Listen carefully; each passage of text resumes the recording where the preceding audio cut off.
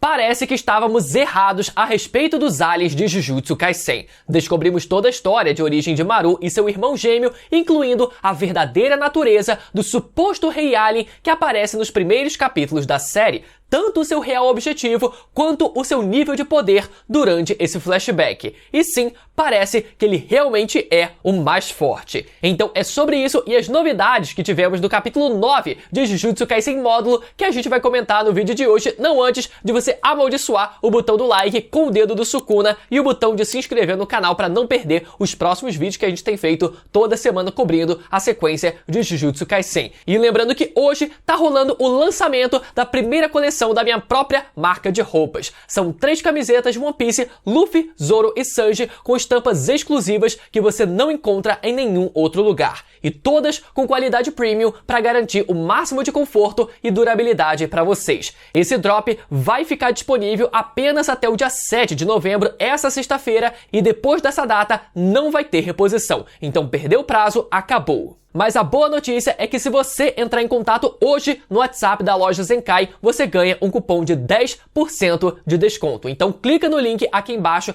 tanto na descrição quanto no comentário fixado, que eu vou te enviar um cupom exclusivo. Brunão, mas e a coleção de Jujutsu vai sair quando? Calma que teremos coleção de Jujutsu muito em breve também, meus amigos. Por enquanto, quem é fã de One Piece aproveita e garante logo a sua, beleza? Agora sim, tendo deixado o dedo do Sukuna no like, vamos para mais um vídeo amaldiçoado desse canal. Recapitulando, durante o capítulo passado, tivemos o início do flashback que conta o passado dos gêmeos Maru e Cross, quando ainda viviam no seu planeta natal chamado Shimuria. Descobrimos que os dois perderam os pais durante um conflito entre diferentes tribos e por isso os dois se tornaram órfãos. E por terem se tornado órfãos, os dois começaram a se comportar como marginais até que foram pegos e enviados para serem cuidados e treinados trabalhando para um alien chamado Dura. Dura era aquele tipo de cara impossível de não gostar e com o tempo ele basicamente se tornou a figura paterna dos dois garotos. E além de ser um cara super carismático, ele era uma figura extremamente pacifista que desejava que os conflitos com os outros povos fossem resolvidos de maneira diplomática. Dura rejeitava a guerra e valorizava a livre cooperação entre indivíduos.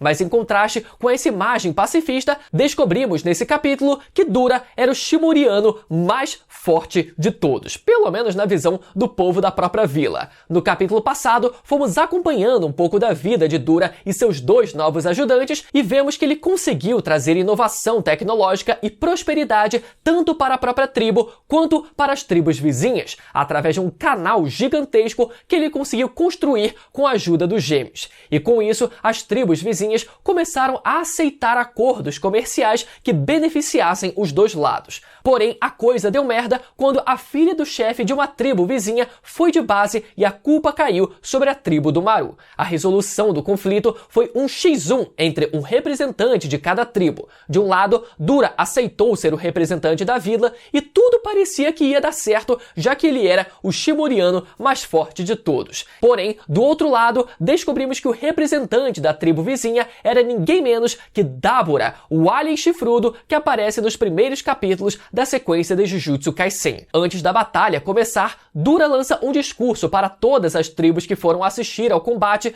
pedindo para que a tribo deles fosse aceita junto das outras, mas parece que nada daquilo funcionou. Não vemos como foi o desenrolar da luta, mas o resultado mostrou Dura amassado, feito paçoca no chão, enquanto os gêmeos reclamam que Dabura desrespeitou o Dura por não ter lutado com tudo. Como a gente não viu a luta, não tem como a gente afirmar se o Dura chegou a ir com tudo e mesmo assim foi derrotado. Na verdade, a gente não sabe exatamente como foi o desenrolar da luta. Existe a possibilidade de que ele só tenha ficado parado e se recusado a lutar, o que eu acho difícil, já que ele já tinha lutado nesse tipo de duelo antes. Existe a possibilidade de ele ter lutado de fato, mas que ele não tenha ido com tudo, já que ele prezava pela paz, etc. Então ele meio que fez corpo mole e acabou se deixando ser derrotado. E existe a possibilidade dele ter ido com tudo e mesmo assim ele ter sido derrotado. Nesse caso, isso significaria que Dabura se consagrou como o novo Shimuriano mais poderoso de todos, até porque é dito que o próprio Dabura não chegou a ir com tudo. Enfim, de novo, não tem como a gente afirmar. Com o fim do duelo, a tribo do Maru acabou perdendo a esmagadora maioria do seu próprio território, incluindo a parte mais valiosa dele, que dava acesso ao canal construído pelo Dura. Coitado, né? Com isso, eles precisam se refugiar na parte mais infértil do território, sendo praticamente condenados à miséria novamente.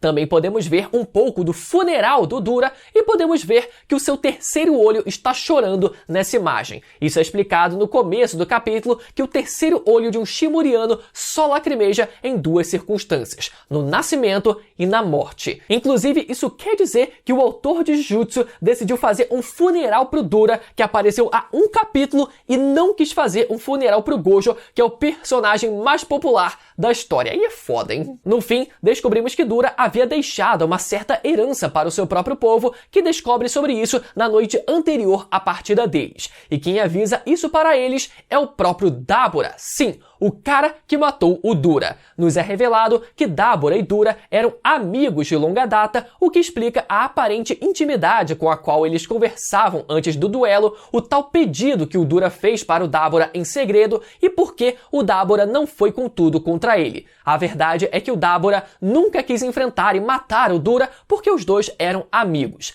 Então, por essa amizade e pela promessa feita ao seu amigo, Dabura diz que vai proteger o povo de Rummel, que é o povo da tribo do Dura, dos Gêmeos e dos outros. E a tal herança deixada pelo Dura era, na verdade, um minério encontrado durante a escavação do canal que ele havia construído. Esse minério possui características especiais e, através da habilidade de telecinese daquele povo, eles usam esse minério para construir aquela nave espacial gigantesca que vemos no primeiro capítulo da série. Então, esse capítulo explica uma série de coisas pra gente. Primeiro de tudo, o alien chifrudo, o Dabura, não era o Rei Alien como muita gente pensava e espalhava por aí, mas sim um guerreiro extremamente poderoso de uma tribo vizinha. Mas agora ele é de fato o alien mais poderoso na nave que foi para a Terra. Segundo ponto, esse capítulo sugere que apenas o povo do Maru fugiu para a Terra, já que somente eles foram expulsos do próprio território. Ao todo, sabemos que existem cerca de 50 mil Shimurianos dentro daquela nave, e esse pode até parecer um número bem grande para uma única tribo, mas não é. Existe muita tribo indígena no mundo real, aqui no nosso mundo, com um número muito parecido com esse, então é provável que apenas o povo do Maru tenha fugido para a Terra mesmo, e o outro povo, na verdade, os outros povos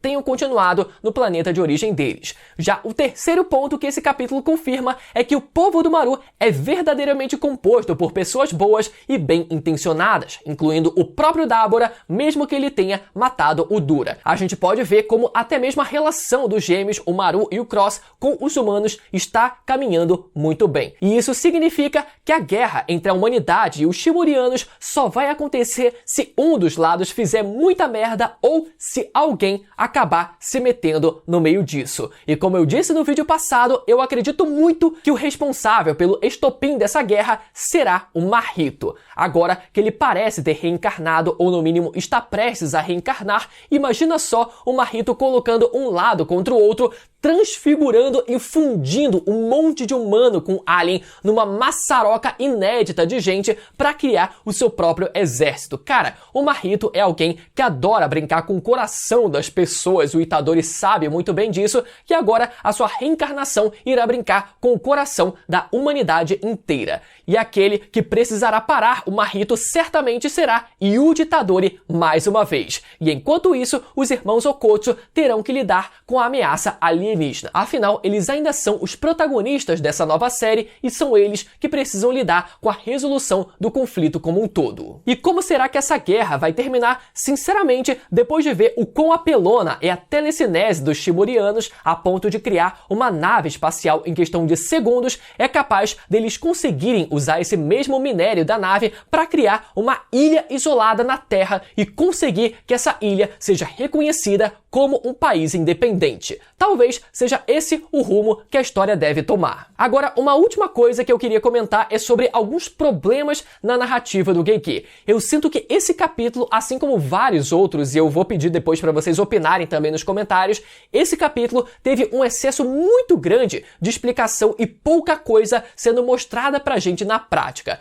Por exemplo, o Dura foi citado como o Shimuriano mais forte e que já tinha vencido duelos antes, mas nada disso foi mostrado pra gente em forma de flashback. Segundo ponto, a luta do Dura contra o Dabura também não foi mostrada pra gente, tudo bem que nesse caso serviu pra manter um certo mistério quanto ao nível de força do Dabura, mas a luta podia ter sido mostrada mesmo que parcialmente ou do ponto de vista do Dura. Além disso, também não vimos nada da amizade do Dura com Dabura. Não teve nenhum flashback mostrando como eles eram praticamente melhores amigos no passado. Então isso até enfraqueceu o impacto do Dabura decidindo virar a casaca e decidir que ia proteger aquele povo e partir com eles pra terra. O impacto de tudo isso teria sido muito maior se o Gege tivesse mostrado como o Dura era forte pra caramba, mostrado pelo menos parte da luta dele contra o Dabura e mostrado como eles eram super brothers no passado. Mas não, mais uma vez isso é o Gege se preocupando demais em explicar a história e acabar não contando a história pra gente. É muita explicação sobre a história e pouca história sendo mostrada. Então esse velho hábito do Gege me incomoda um pouco e tem deixado a leitura muito cansativa às vezes. Mas esse pode ter sido o fim desse flashback e isso significa que falta cada vez menos para vermos essa guerra acontecer e o Mahito e o Itadori velho em ação novamente. Bom,